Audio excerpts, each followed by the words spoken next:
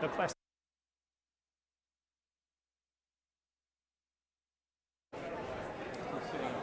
We ask. Oh, this bear.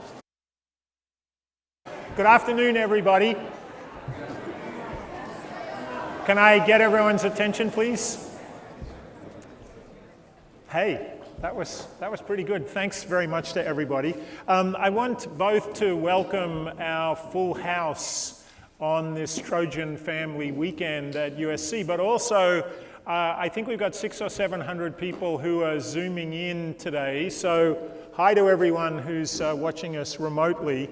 My name's Geoff Garrett. I'm Dean of the Marshall School, and this is part of a series that we call Dean's Dialogue at the school. But today's an unusual dialogue for several reasons. I think I'll go with three. Instead of it being a dialogue, it's a trialogue, if that's a word that exists. Second, because of the nature of the conversation, our conversation is going to be much broader than business topics, but obviously the intersection between politics and economics, geopolitics and geoeconomics are everywhere, and we'll certainly touch on that. But the third reason today's an unusual event is it's very rare for me to be on the stage with somebody I voted for. More than once. So it's a real pleasure for me to be here today. The topic of today's discussion is the US-China relationship, as everybody knows. And I think I'd make the bold claim that US-China relations are not only the most important thing in the world of international relations today. The future of the US-China relationship is literally going to define the course of the 21st century. So nothing could be more important than the conversation that we're having today. Now let me do some introductions. I want to begin with a shout out to Ambassador Jane Duke, the Australian Consul General in LA, and my neighbor is here. Jane, it's great to see you. Thanks for being here and all you do for Australia-US relations. Second, I want to introduce the guy I voted for a couple of times, Kevin Rudd, who is currently president of the Asia Society, which is a truly international organization. Somebody, Kevin, in the room was just telling me about spending time in the Asia Society in Hong Kong, offices all over the place, including in Southern California and Northern California. Kevin's been the president of the Asia Society since 2021, but before that, he founded I think it was a new institute, the Asia Society Policy Institute, in 2015. Before that, Kevin was the Prime Minister of Australia between 2007 and 2010. Then he was Foreign Minister in Australia 2010 to 2012, and then Prime Minister again in 2013. And before that, Kevin was an Australian diplomat and a specialist in China with multiple tours of duty in Greater China on his diplomatic resume. And I think it's fair to say today, and Australians are into the world of self-deprecation, so I'm going to have to pump up the former Prime Minister a little bit. But I think it's fair to say that Kevin is one of the foremost experts on China in the world today, and certainly one of the most influential and impartial commentators on the US-China relationship. And everyone can meet Kevin, get his book signed outside after this event, The Avoidable War. I highly recommend it to everybody. Kevin and I share two things in common. One is that we were both born in Australia but live and work in the United States these days. But something you might not know is that Kevin and I, and Jane actually, all graduated from a university in Australia called the ANU in my hometown of Canberra. And needless to say, I think the ANU is much prouder of Jane and Kevin than they are of me, but it's incredible. It's incredible for me to be sharing a little bit of Canberra halfway around the world. We are joined today also by Ben Rhodes, who is, I was just asking Ben what he considers his day job these days, And I said, can I summarize it as public intellectual? And he said, certainly public. But Ben's a multiple New York Times best-selling author on international affairs. He's a frequent guest on NBC News and MSNBC. He's got a very cool podcast that he calls Pod Save the World. And he served from day one, I think, to the last day of the Obama administration as the Deputy National Security Advisor, 2 terms, 2009 to 2017.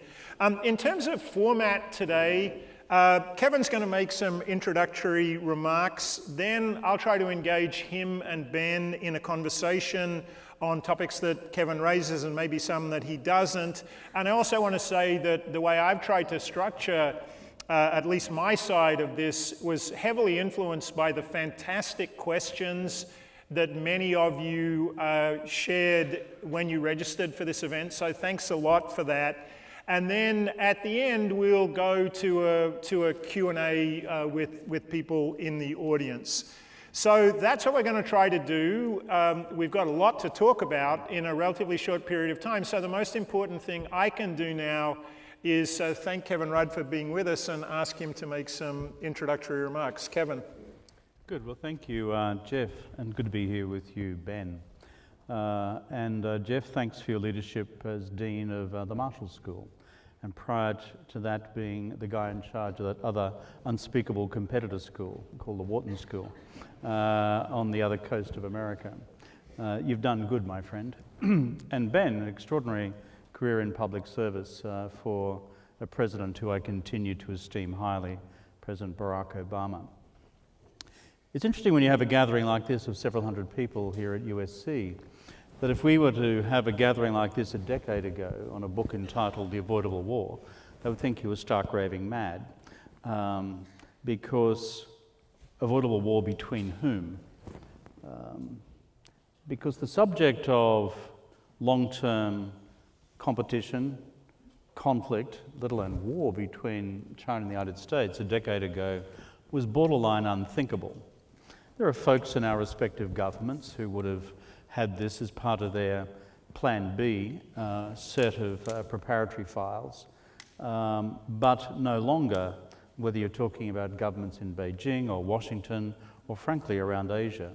This has now moved to centre stage. And not only that, it's not just centre stage for those of us who work in geopolitics, but it's now centre stage for the future of the global economy. It's also centre stage for the future of global action on climate change. And so this is the central question. Can we avoid war between these two giant 1,000-pound gorillas in the front living room of the global household, China and the United States? Or are we on a slippery slope to something which actually turns the world on its head through a cataclysmic conflict between the two? I think two sets of remarks before we go to a general conversation. One question I'm often asked is, so how did this happen? And it's not a bad question. By instinct, I'm an inquisitive sort of guy. So how did it happen? And if I try and sit back, I think there are three driving forces below the surface which has brought this possible conflict very close to the surface. One is the balance of power between China and the United States has significantly changed. Not just in the last decade, but over the last couple of decades, but it's become more manifest more recently. Therefore, China is more powerful, whether it's militarily, economically, technologically. And therefore, when balances of power change in history, then whether you like it or not, a series of consequential changes emerge. There's literature on rising powers and established powers around Thucydides' trap. There's other literatures about the rise of economic powers and the decline of those economic powers. But the bottom line is what we can say and all agree on is that when you begin to approach parity between one great power and another, then there is destabilization in the firmament, usually, of one form or another. So that is a big factor. China now objectively is more powerful than it was. In certain categories of power, its power is comparable to the United States, but by no means in all categories of power. And China also senses and believes that it is more powerful. And that's reflected in its public discourse and its internal political discourse. As China's age has come to achieve what Xi Jinping would describe as 中华民族伟大复兴, the great rejuvenation of the Chinese people. Number two, underlying structural factor, I think, is the particular personality, leadership style of Xi Jinping. He's not like his three predecessors. The virtue of having a grey beard is that I've been around for a while. If Ben grew his beard, it wouldn't be as grey as mine. It probably wouldn't be grey at all. Can you grow a beard, Jeff? Yeah. I've never tried, Kevin, but there are some things that are better left untried, I think. So this is my COVID beard. I'm just too lazy to get rid of it. The only virtue of having a bit of a grey beard is that you've been around for a while. And I've met Deng Xiaoping, I've met Jiang Zemin, I've met Hu Jintao, I've also met Hu Yaobang, I've met Zhao Ziyang, back to when I was a junior woodchuck in the Australian Embassy in Beijing back in the Mesolithic period. And what I've discovered is that this guy in the post-Mao leadership of China is radically different. I've just finished 4 years as a research project at Oxford University I finally got a DPhil. Did I tell you that? Yeah. So, and a funny hat and a funny gown. They let anybody in now, Kevin. That's true. You send $7.50 to your favourite postal university in Texas, they send it on to Oxford, and then you become a DPhil. It's Oxford, Mississippi, I presume. That's right. Yeah, okay. Yeah. That's so bad of you to add the truth factor at the end. So. No, as they say in this country, it's Oxford, England. Anyway, I've been working for 4 years on this question of Xi Jinping's ideological worldview, and I've read too much about what this guy has written, what he believes, and his view of Marxism-Leninism. Leaving all that to one side for the moment, he is radically different because, for a combination of ideological and nationalist reasons, he's determined to assert Chinese foreign policy and security policy influence in the world in a manner which we did not see with his predecessors, to change the reality on the ground in a manner much more consistent with his perception of China's national interests and values. So that's different. That's the agency of leadership, not just the structure of underpinning power and international relations with nation states. And the third big driving factor underneath all of this is, as of late 2017, under H.R. McMaster, the then National Security Advisor under Donald Trump, a new national security strategy was formed on the part of the United States, which formally defined China as a country with which the United States was now engaged in strategic competition. And the new doctrine was that of strategic competition. There were, in the previous administration, including the one which administrations, including the one that Ben was actively engaged in, it was not simple engagement, it was engagement and hedge. And engagement was, we're going to work with China as much as we can, wherever we can, but the hedge was to continue to advance American military posture in the region and the world in order to deal with the contingency of China no longer wish to be part of the institutions of global governance then anchored in the United States. But there was this sea change at the end of 2017 when the new doctrine of strategic competition was announced. And since then, through to the present, under President Biden, the United States, both sides of the aisle, has decided to push back hard against China in all departments in order to contest China's claim to become the paramount regional and global power. Everything else that we see in day-to-day politics, frankly, between China and the United States, is a question of detail. Those, in my judgment, are the three sets of underlying factors. Last comments from me before we go to a conversation, and that is, if you look at all this and you say, well, that's fine and dandy, it'll all work itself out in the end. I'm not so sure. At present, we have a reality of what I describe as unmanaged strategic competition. And that is, there aren't many rules of the road left anymore. There aren't any real guardrails.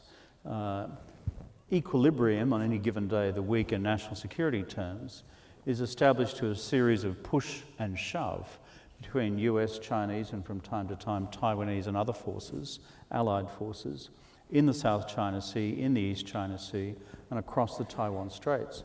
Push and shove in a normal diplomatic and political environment, okay, there's been a fair bit of that in recent years, recent decades. But when the political and diplomatic insulation is stripped away from the relationship altogether, which largely happened during the period of the Trump administration, you have exposed wires. And when you have this rolling exercise of push and shove, it doesn't take a lot of imagination to construct a scenario whereby incident, collision of two ships, creates crisis, creates escalation, creates conflict, and creates war. And regrettably, history is full of such examples. Think 1914. The alternative, which the book in its last 3 chapters is about, is what I call the alternative to unmanaged strategic competition, which is managed strategic competition. This is not some idealistic notion which hopes that we can all sprinkle some Scandinavian fairy dust over the top of the US-China relationship, and with a bit of more dialogue in the morning, a dip in the jacuzzi and a bit of shiatsu, it'll all be okay in the end, because America and China will finally understand each other better. No. Both capitals actually believe they do understand each other very well, and they don't really like what they see. So therefore we have strategic competition whether we like it or not. So my argument about managed strategic competition is, can these two sides who are engaged in a significant competitive race agree on some de minimis rules of the road, guardrails, I'd call them, strategic guardrails, to reduce, if not eliminate, the prospect of crisis, conflict and war by accident in South China Sea, East China Sea, Taiwan, cyberspace, and on the Korean Peninsula as well, or over the Korean Peninsula. If you can do that, and it's a hard thing to do, and I go to the complexities of it in the book, then the rest of the relationship beyond those 5 hard strategic red lines could become the province of non-lethal strategic competition between the two countries. The rest of security policy, the rest of foreign policy, economic policy, the technology race, which is currently underway, whether we like it or not, and in ideology, the ideas contest in the world at large, including in the developing world, across Africa, Latin America, and the rest of Asia, on the underpinning structure and architectural framework and ideational framework for the international order of the future between state capitalism in the Chinese version, or liberal internationalism in the American version. And the final part of the logic, and the third of the 3 baskets that I argue in the book, is there should still be sufficient political and diplomatic space created for these two gorillas in the front living room of the international household to collaborate on stuff that really matters for both of them and for the rest of us. Climate, global financial stability, the next global pandemic, because there will be one, and on top of that, nuclear non-proliferation. That, in a nutshell, is the argument. And so please buy the book. If you buy 10, you'll get a free set of steak knives at the end as well. Thanks very much, Kevin. Fantastic overview. Could I start by asking each of you a question about domestic politics? Kevin, domestic politics in China, Ben, domestic politics in the US. So one thing that struck me, Kevin, in my time in China in the past decade, and obviously I haven't been there since late 2019, was just how proud young Chinese, including highly educated young Chinese, are in what their country has achieved since 1978, lifting, 600 or 700 million people out of poverty, something that's without precedent in the history of the world.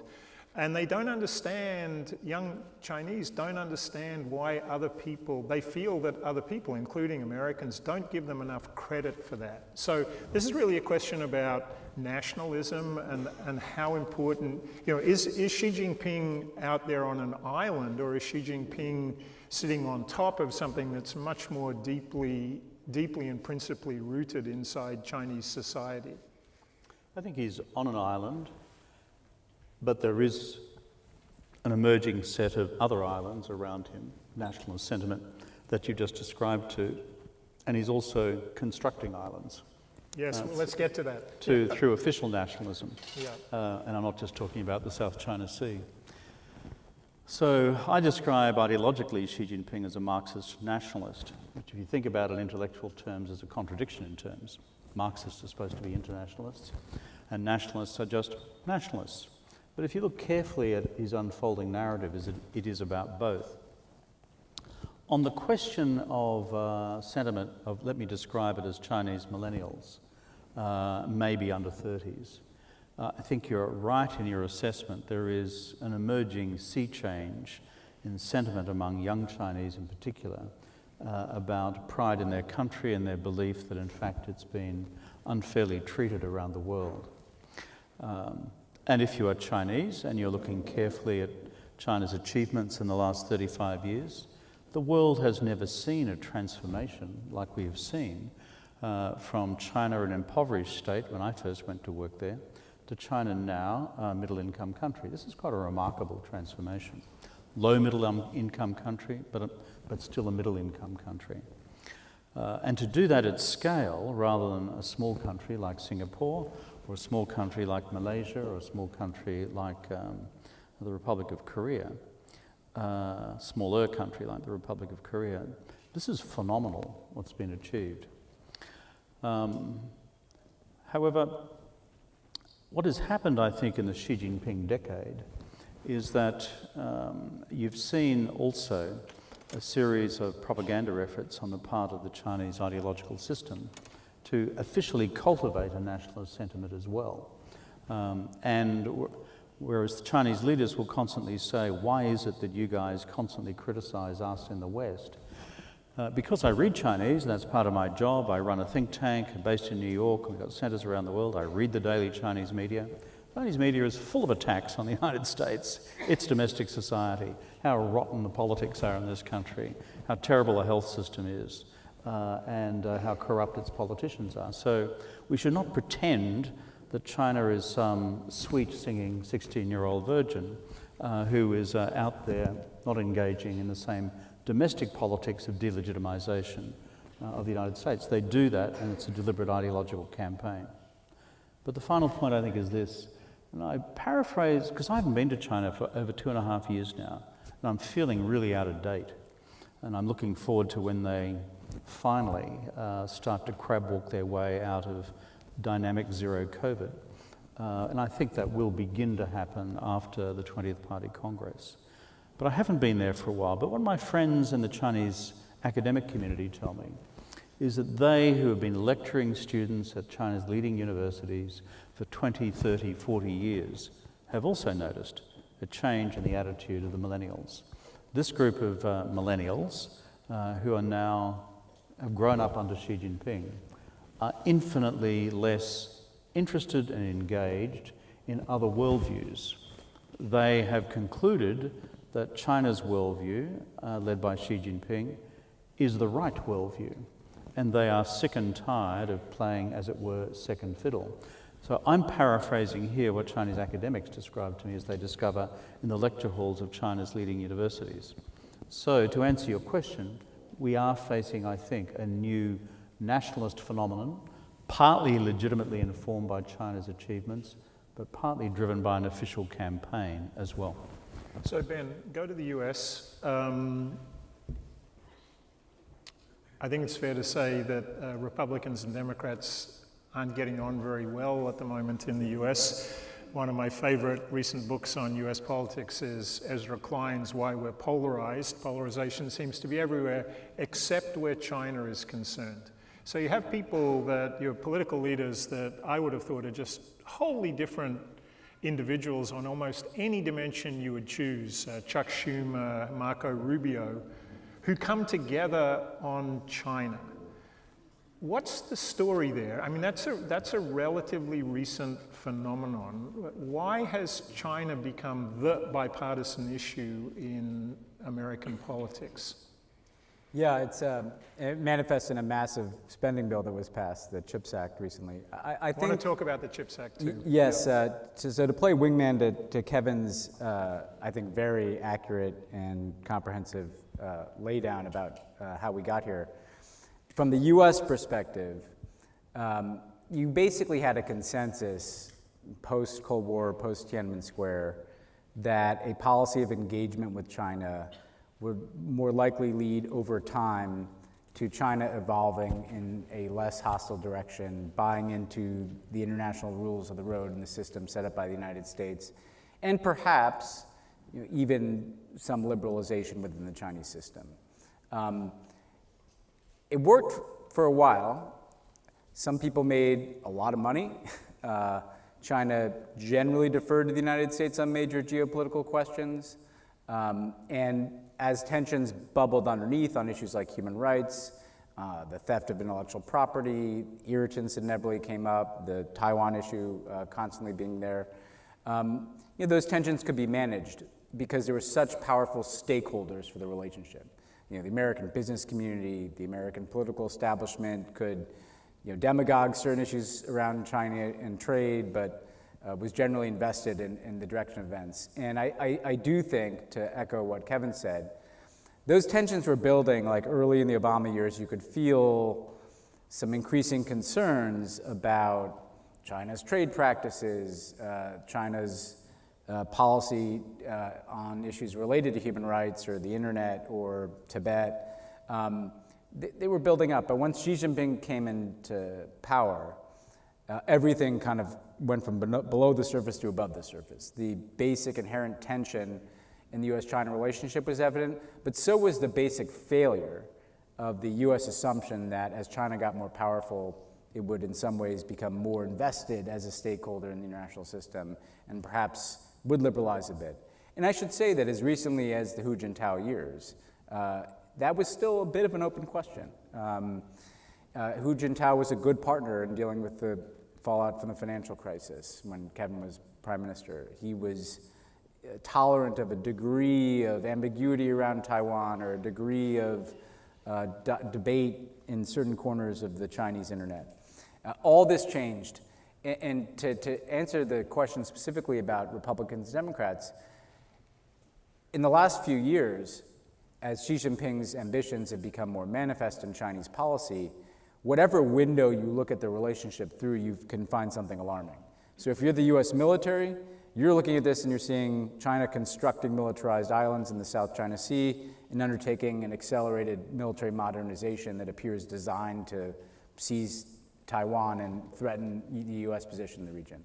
If you're in the US business community, you're seeing the gains that came from your investment in China a bit offset by Xi Jinping's backsliding, and Kevin's written well about this, in economic reforms. The state is now playing a greater role in the economy. They're not addressing issues like the theft of intellectual property. They're trying to take that and actually indigenize their own technologies, so the US is less relevant.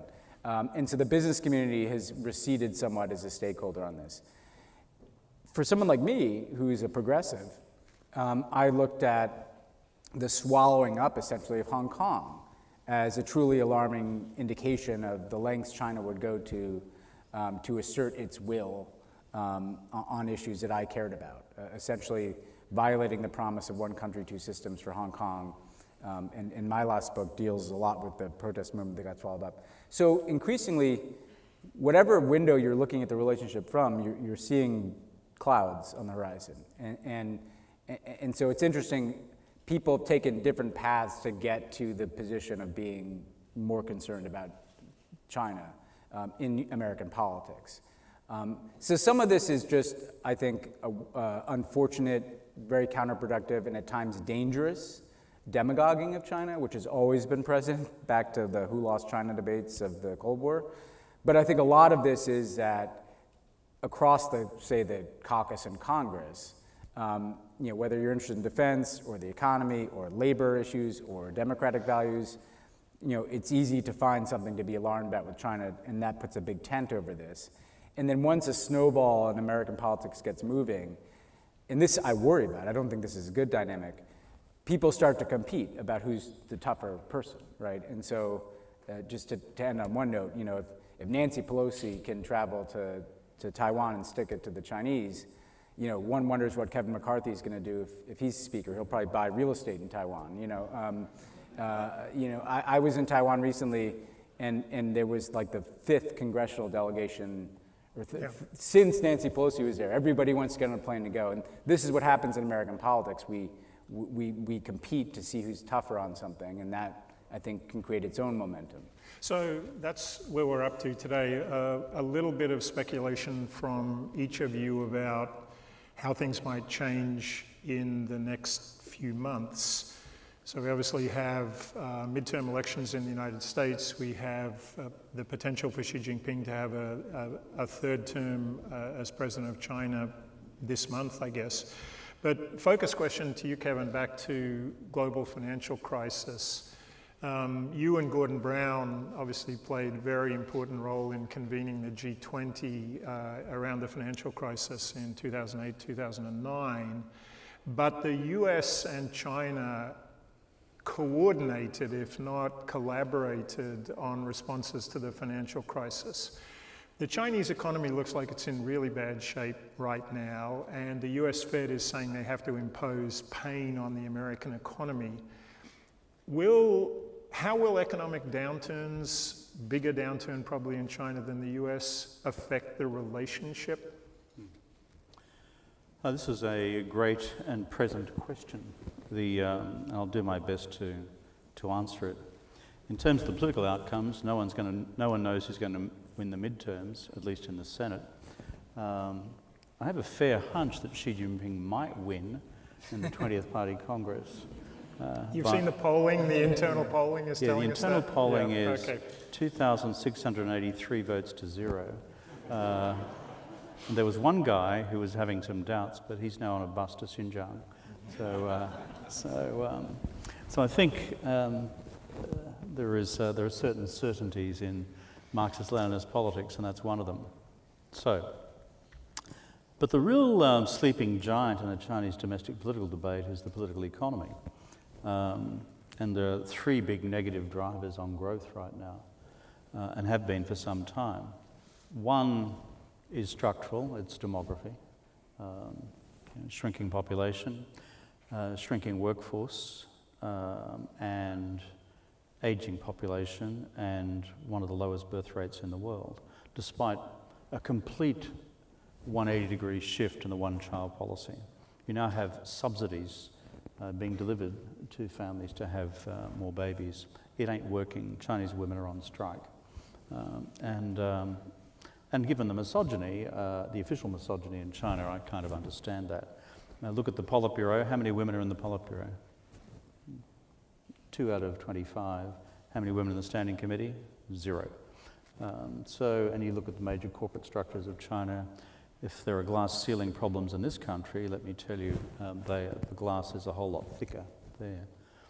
So that's one set of factors. The second factor is what I describe as not demography but ideology.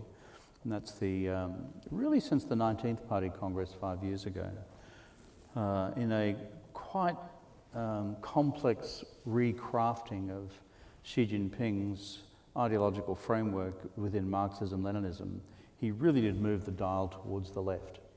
And since then you've seen what they say in the Chinese system as guojin min tui, the reassertion of the state sector, the partial retreat of the private sector.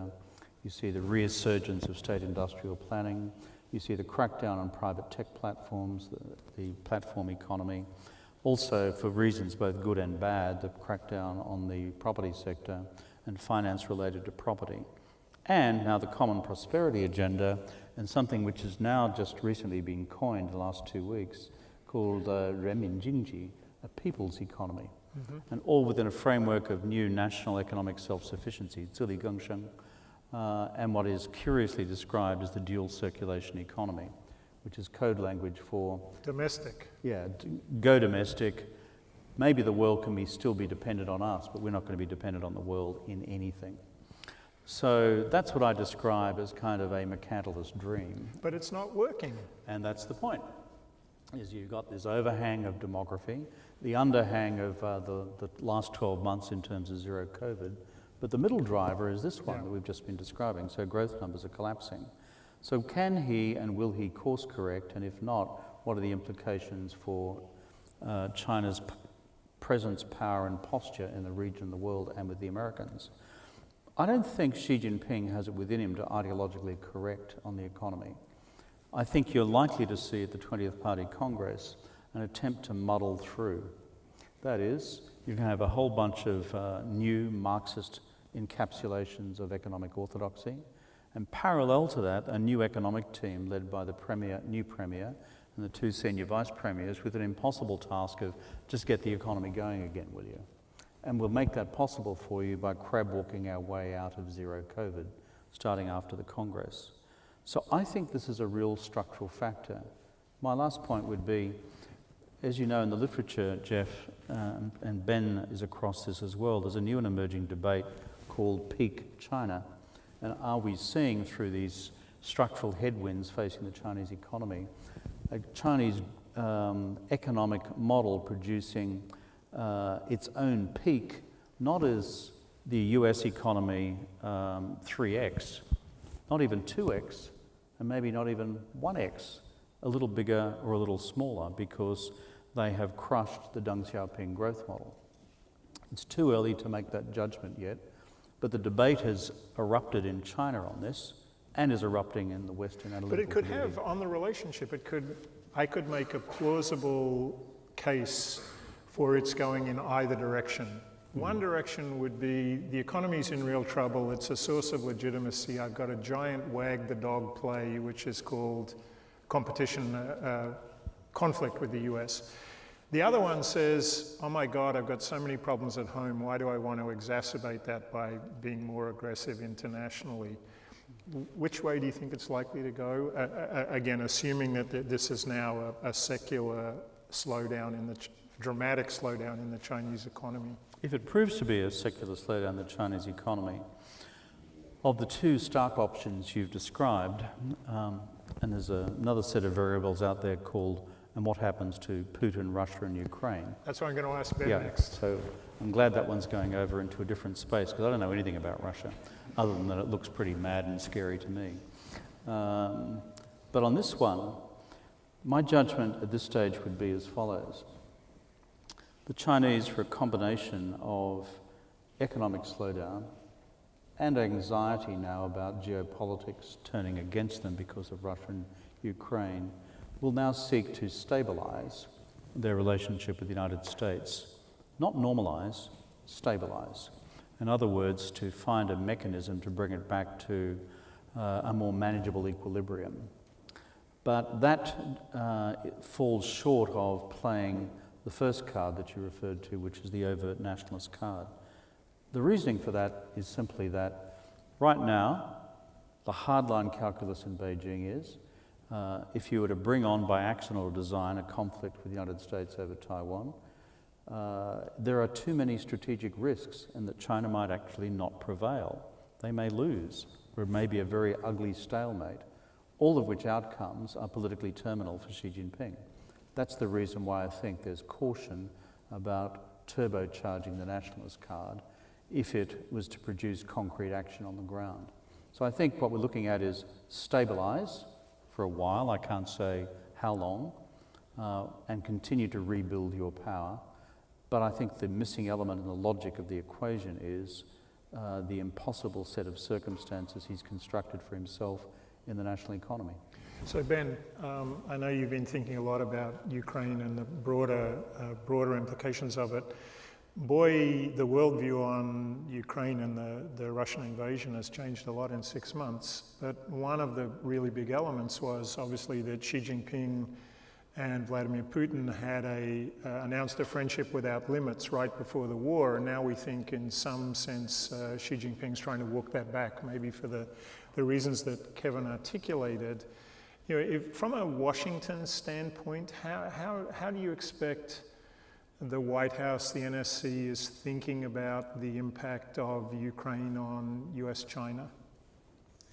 So, you know, one way to think about this is that for a period of time, particularly between 2014 when Russia annexed Crimea and when Xi Jinping and Vladimir Putin met on the eve of the Ukraine war, this is working out really well for China because essentially Russia was being the disruptor, if not unraveler, of the international order that was led by the United States, and China was the main beneficiary of that Russia policy, not Russia itself. You know, Russia was essentially literally unraveling some of the core tenets of the post-World War II order led by the United States, China could just kind of sit there and methodically begin to put forward an alternative order that was manifest in some of their own foreign policy and the Belt Road Initiative and their own critiques of the US-led system. I think when Xi Jinping stood next to Vladimir Putin, that statement that declared no limits in their partnership kind of went up to the line of some kind of alliance. If nothing else, it was an alliance dedicated to saying, as the statement did, essentially that the US order had failed, that democracy had failed in the world, that we see an alternative model that is preferable. And implicit in that was essentially Russia's imposing its will on Ukraine and potentially China doing the same thing in Taiwan. I think since the war took place, you asked about the perspective from the White House. I think at the very beginning, there was a really intense diplomatic effort to get China to lean on Russia, to moderate, if not to de-escalate its conflict, that had mixed results. On the one hand, China did not offer very vocal support for Russia, nor did it take the place of arming Russia or providing Russia with some of the technological components that are being cut off from Russia through international sanctions. That said, the Chinese narrative on Ukraine is very similar to the Russian one. If you look at Chinese information campaigns, Chinese media, it is, I think people make a mistake when they say the world has supported Ukraine. Well, that's not true. The West has, Japan has. China, if you look at their media, is pretty supportive of a lot of the Russian rationales. Also, China started picking up Russian energy at a discount as Europe and the US took steps to cut off or reduce the inflow of Russian energy. China was backfilling some of those sanctions, and that has diminished the importance of the sanctions regime. So China's kind of hedged on this. I think it's an overstatement to say that just because Xi Jinping was a little less robust in his support for Putin in a recent meeting, and just because they're not shipping arms to Russia, that somehow China has moved away from its association with Russia, that they continue to do a lot of things politically and economically that are supportive of Putin and that are essential to Putin's survival. I think right now, you heard President Biden talk about nuclear Armageddon last night, which is never a phrase that you want to think about. I think right now the U.S. is probably trying to get China to dial up Russia as much as they can and say, hey, whatever you're threatening about nuclear weapons, if you actually were to go that route, that might be the cutoff point for the China-Russia relationship. I would hope that that's something that China's open to.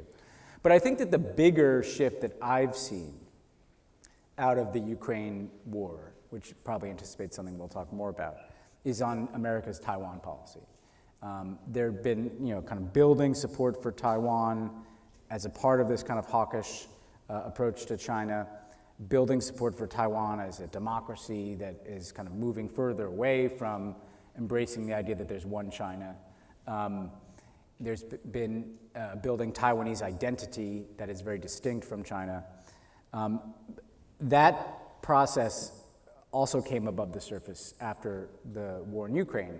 And what you see now is US policymakers drawing lessons from Ukraine and saying, we have to arm and train the Taiwanese to be able to do to China what the Ukrainians are currently doing to the Russians.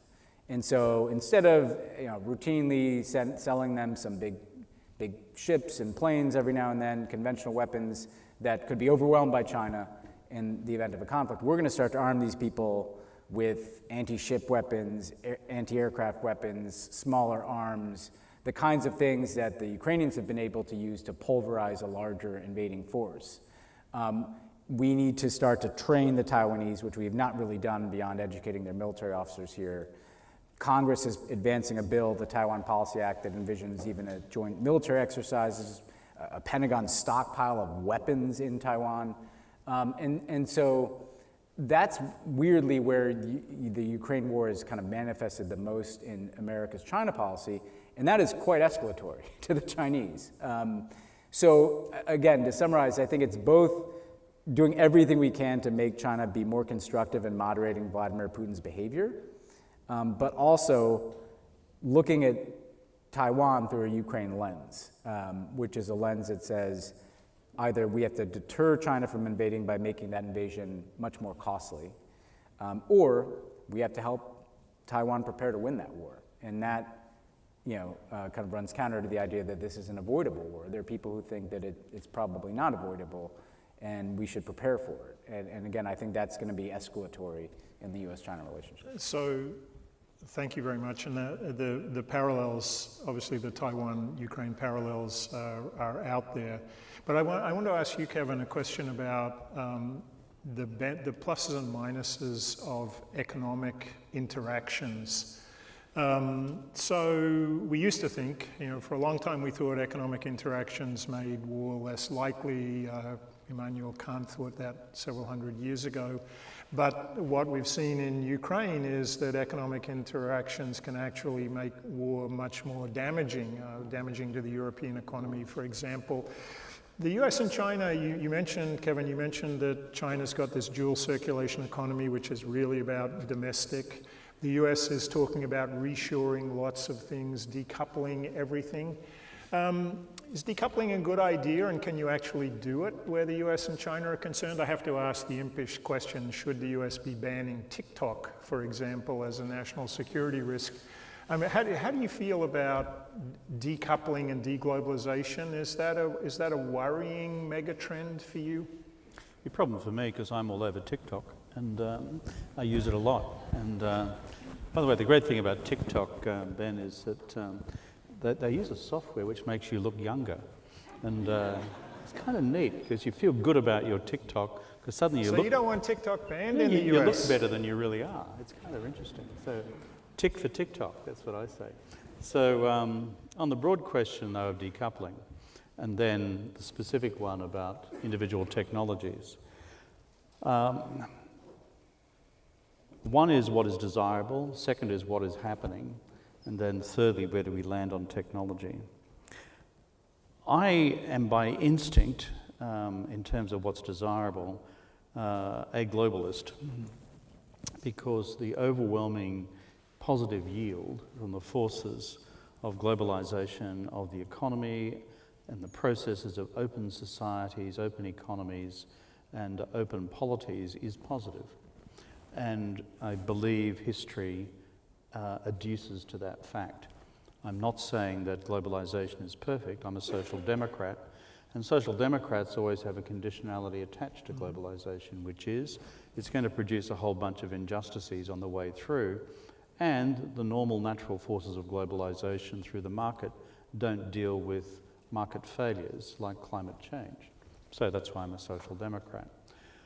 But if you were to look at these sort of locked up Cold War entities that existed prior to 1991 against the world post-1991, let me tell you, the world post-1991 is a much better place. Yep.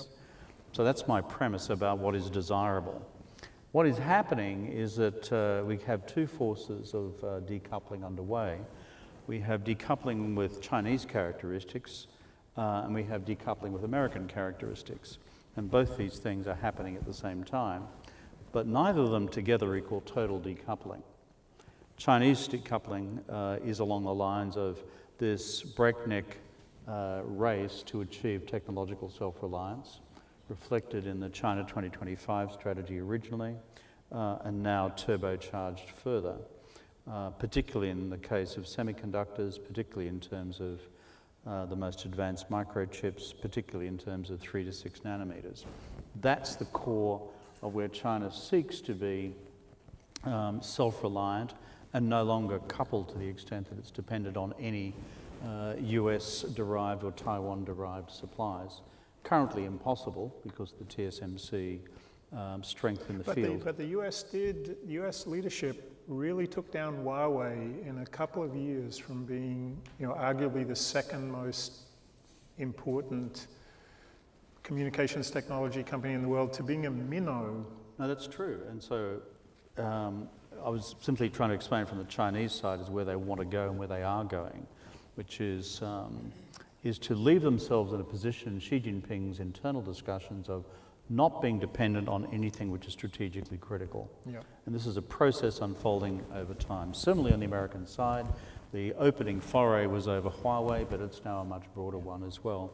And you see that not just with the industrial policy elements of the CHIPS Act, but also the new export restrictions which were emerging in semiconductors. So whether we like it or not, this is underway. But finally, let us just take a deep breath. At this stage, this does not equal total decoupling. If you look at the quantum of the trade between the two countries at the moment, it continues to grow. If it's a trade in goods and to some extent in services. Foreign direct investment has taken a huge hit in both directions. That is true. The technology trade is a mixed bag, consistent with the logic of before. And so therefore, and then you look at capital markets, which still remain remarkably integrated. And this $5 trillion business which rolls around the world every day in terms of equities markets, debt markets, and currency markets, where the idea of pulling all that apart and creating binary systems at this stage seems fanciful, but still medium term is possible. So that's what's underway. It's trending towards decoupling, but there is a whole lot of, shall I say, residual strength and reality in what remains coupled in the system. So I've got many more topics on my piece of paper, but I also want to give people in the audience an opportunity to interact. Have we got our intrepid mic monitors here? So we have one here, one there. Would somebody like to ask a question of Kevin or Ben? Mic monitors will have to decide. Jessica, thank you. Thank you very much. I have two questions for Mr. I think we'll have to go with one question given the time. So. I'm going to ask really quick. And one for... You've done this before, I can tell. Yeah. Actually, I'm very shy.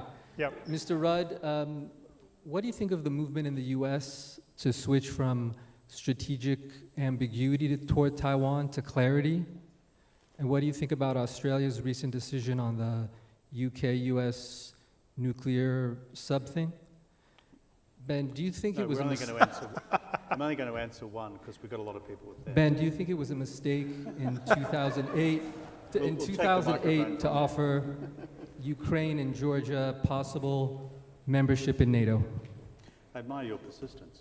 On the first question, I am a long-standing supporter of strategic ambiguity, and I don't believe any move away from it is helpful, either in terms of Taiwan's national security interests or those of the United States, or for that matter, the broader strategic stability of the US-China relationship. Secondly, what's the reason for that? The core reason is as follows, that Taiwan's a democracy. Next year, 2023, we're going to enter into a primary season. Ben's just been to Taiwan. He will know more about this than me, and I'd appreciate his comments on it.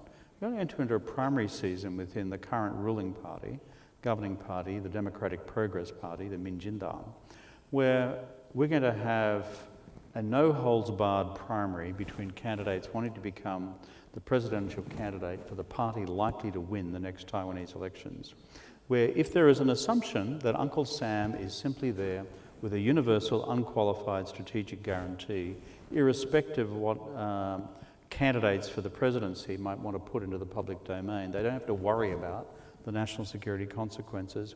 That is not helpful because it actually begins to violate what I describe as the high theology and high religion of the one China policy as viewed in Beijing, and is a potential casus belli within the internal dynamics of the Chinese Communist Party. I think there's a further point I would add, which is related to your question, which is it is important for our Taiwanese friends to know that not only do they have responsibilities for their own defence, and they're only slowly increasing their national defence outlays, their own revamp of their own national conscription arrangements, and their own capacity to look after their own national security needs, albeit they will still need formidable assistance from the outside. But it's time for Taiwan to begin thinking about opening up lines of political dialogue with the mainland again. And the reason I say that is because at present, this relationship is so raw, it is so non-insulated, it is so volatile that whenever there is a problem or a crisis, it immediately defaults to the US-China relationship and immediately defaults to the military channel, because there's no political channel anymore between the mainland and Taiwan. So for those two sets of observations, I am strongly of the view that strategic ambiguity should be sustained. And that is not inconsistent with doing everything, as Ben said before, in the period ahead to build up the national deterrent capabilities, not just of Taiwan itself, in order to maintain the status quo, but also in partnership with friends and allies in the region, led by the United States, but including countries like Australia. So Ben, really quickly, Yeah, I'm strategic, can I ask you a focus question on Taiwan? Yeah. Passionate loose lips by President Biden, or an indicator or an indication of some strategic rethinking of policy? So the first thing very quickly, I'm going to link these two issues, because my concern with the 2008 Membership Action Plan move is actually this is not a casus belli. It is not a justification for Putin to do what he did. Let's be very clear about that. It's actually what Kevin just said. Unless we politically as Americans have decided that we will go to war to defend a country, I think making that kind of public commitment is very dangerous, particularly for the country that we're making it to.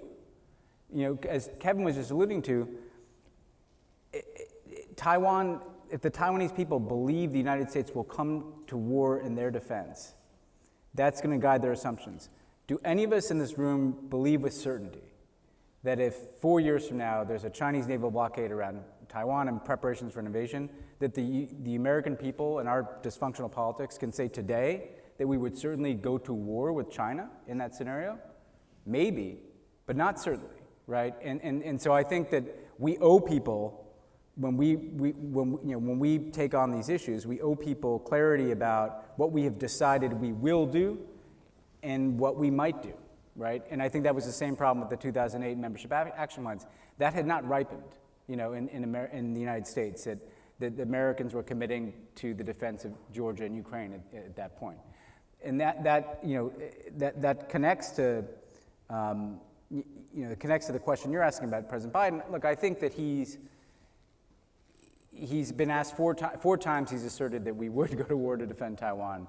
And 4 times his administration has said that the US policy of strategic ambiguity has not changed.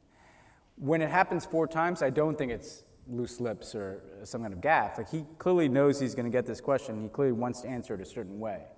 Some of that may be reflective of the political dynamic I was saying, that it's harder to be like, no, we wouldn't, we have a policy of strategic ambiguity. I also think, though, that President Biden may believe he's contributing to strategic ambiguity, just kind of fortifying it a little bit. I mean, honestly, I think this is what you'll hear, that essentially, he really wants the Chinese. We're not making a formal declaration of a commitment to defend, like an obligation to defend Taiwan, but we want the Chinese to know we're really serious about this. But I do think you just have to, I think you have to be careful about that. Okay, so it's fantastic we've got so many people who are in our live stream, but one thing that live streaming does is put a lot of pressure on us to end on time, which is making me feel that we've got time for one more question from the audience. One more question we have over here, Jeff. This will be the last question due to time. Last question, perfect, thank you. Okay, thank you for a great opportunity. I work for government of Japan, Ministry of Economy, Trade and Industry. So when we think about the new framework, strategic competition, the US and China, which country do you think the most important third countries? The UK, Australia, or Korea, Japan, or so on? And also, what point do you expect from Japan, such as the national security or national economic security, trade framework, or energy policy, something like that? Fantastic question. Can I just reframe it slightly for Kevin? I'd love your answer to this, because I know you faced this as Prime Minister. For a long time in the last 20 years, a lot of important countries in the world have been able to get much closer to China economically, but stay securely within the US security and alliance system. Now it looks like countries are being forced to choose more. So what's going on in third countries that have difficulty now straddling the superpowers the way they successfully were able to do in the past couple of decades. And Japan, I think you were asking a question about Japan. It's a question about Australia, Singapore, Germany, lots of countries in play here. The global response to US-China relations until the last several years, the preferred global response is what I think could describe as duck and cover. No ally would ever say that. But the truth is, when you talk to them all, and I do, whether they're in Asia or in Europe, historically, relatively recently, have said, wow, that's for you guys. If I was trying to describe the center of gravity, for example, of European strategy towards China and China-US is A, security challenges by China, that's a problem for America and its Asian allies. B, our motto for our China relationship is money, money, money, I've got love in my tummy. There's a very big market there, thank you very much. And C, on human rights concerns, we'll have a seminar in the back room Thursday night when no one's watching. That's kind of it. That's the European strategy on China. But, because of Ukraine and a whole bunch of other factors, that's beginning to change. So the global response until very recently has been to see this as a US-China binary and maximally involving American allies in Asia, close allies in Asia. Secondly, because under Xi Jinping, and particularly since 2017, it's become more binary. This option has become less evident. And furthermore, turbocharged by what Russia has now done in Ukraine, it's become even less of a possibility. So we are edging towards a more binary set of arrangements, which is making third countries around the world progressively uncomfortable. But that's the nature of things. In terms of other proximate American allies, which is the guts of the question, let's go to the Quad, for example, because it's the big example involving Japan. Japan, India, Australia, the United States. It has an interesting dynamic, an important dynamic to it, which is if the assumption is China's becoming more powerful, the balance of power is changing, that Xi Jinping is asserting that power, then standard international relations theory will tell you you've got two responses. One is to bandwagon, and the other is to balance. What the Quad is an act of strategic balancing. It's with 4 disparate countries from different parts of the world, only 3 of them allies, the India being not, have decided the economic, political, and strategic weight of this collectivity across the Indo-Pacific needs to be deployed in order to re-establish equilibrium, and further, to give other countries in wider Asia, particularly Southeast Asia and the rest of Northeast Asia, more freedom for manoeuvre, which is why I'm a supporter of the Quad under these current strategic circumstances, because it provides greater freedom than would otherwise exist for non-belligerents as well. I'm afraid we've reached the end of our time. I want to thank everybody in the audience and everybody who's streaming for your participation today. Could everyone in the audience join me in thanking Kevin and Ben? Thanks, everybody. Thank you very much.